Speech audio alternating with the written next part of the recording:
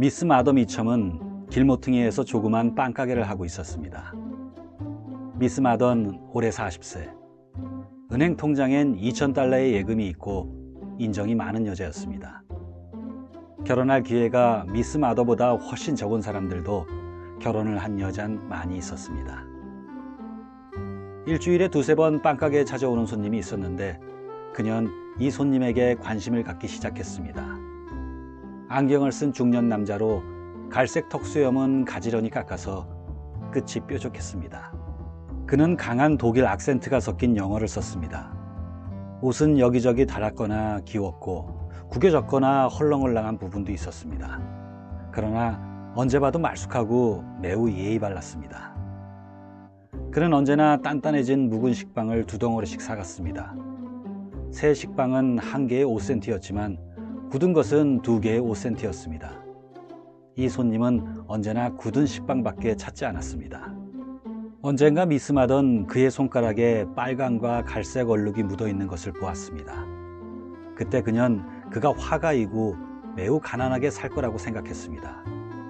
틀림없이 어느 다락방에 살면서 그림을 그리고 굳은 식빵을 먹으면서 미스 마더 가게의 맛있는 빵을 생각하고 있을 것이라 생각했습니다. 미스 마던 고기와 잼을 넣어서 부풀린 놀빵과 찻잔을 놓은 식탁을 대할 때면 한숨을 쉬면서 그 점잖은 화가가 찬바람이 들어오는 다락방에서 단단해진 묵은 빵을 먹지 말고 자기와 함께 맛있는 식사를 해주었으면 얼마나 좋을까 하고 생각하는 일이 자주 있었습니다. 앞에서 말했듯이 미스 마던 매우 인정 많은 여자였기 때문입니다. 그의 직업에 대한 자기의 짐작이 맞았는지 확인해 보려고 어느 날 그는 경매에서 사온 그림 한 폭을 자기 방에서 들고 나와 카운터 뒤에 선반에 걸어 놓았습니다. 그것은 베니스의 풍경화였습니다. 장엄한 대리석 궁전의 전경이 앞쪽에, 아니 오히려 물에 비친 전경을 앞으로 하고 서 있었습니다. 그 밖에 곤돌라와 구름과 하늘이 그려져 있고 명암의 화법이 많이 적용되어 있었습니다. 화가라면 이것이 눈에 안 띌 까닭이 없었습니다. 이틀쯤 지나서 그 손님이 들어왔습니다. 미안하지만 묵은 빵을 2개만 주십시오. 훌륭한 그림이 있네요. 그래요?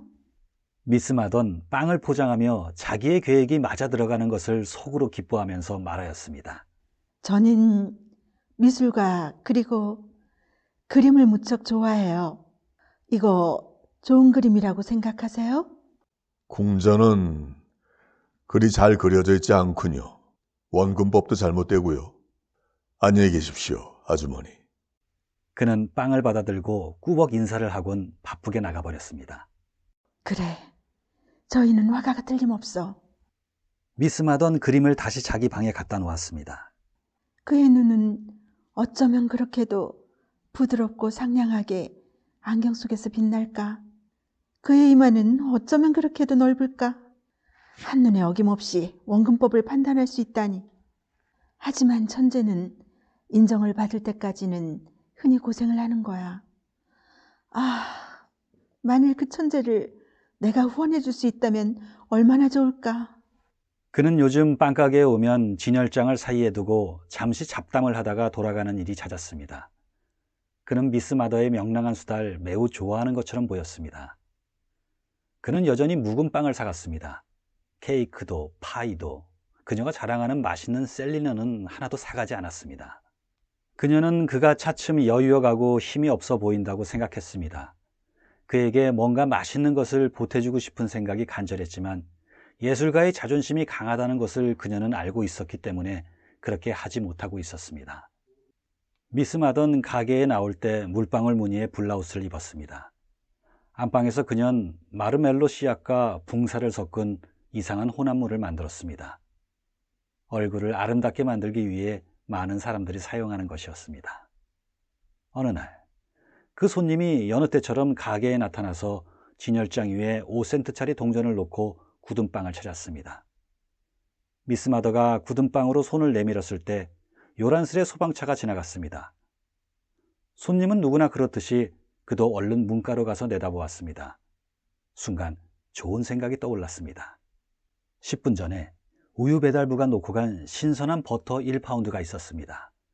미스마던 빵 자르는 칼로 2개의 굳은 빵을 깊숙이 자르곤 그 속에 버터를 듬뿍 밀어넣고 빵을 다시 본래대로 단단히 아물려 놓았습니다. 손님이 돌아간 뒤 미스마던 혼자서 빙그레 웃었지만 얼마쯤 가슴이 두근거리지 않는 것도 아니었습니다. 내가 너무 대담했나? 그가 화내는 건 아닐까? 아니야, 그렇지는 않을 거야. 그날은 하루 종일 그 일만 생각하고 있었습니다. 그가 자기가 한 이 조그마한 일을 발견할 때의 광경을 상상했습니다. 그는 화필과 팔레트를 밑에 내려놓을 거야.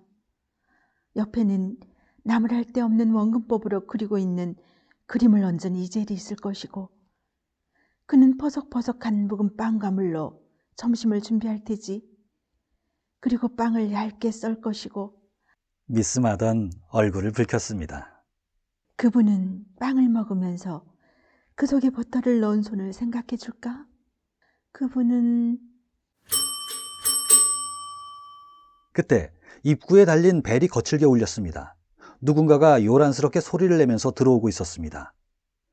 미스마던 가게로 나갔습니다. 2 사람의 남자가 서 있었습니다.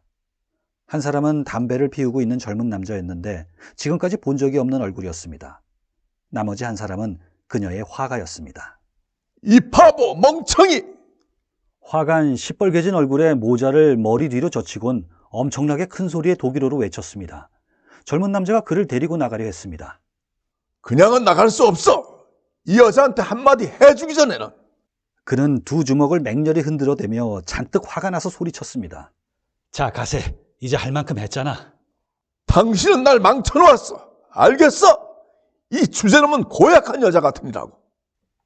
미스마던 영문도 모른 채 진열장에 기대어 한 손을 물방울 무늬의 블라우스를 만지작거렸습니다.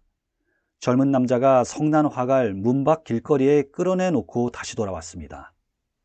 어째서 이런 소동이 일어났는지 말은 해두는 편이 좋겠군요. 저 사람은 블룸버거라고 합니다. 이 건축 설계사지요.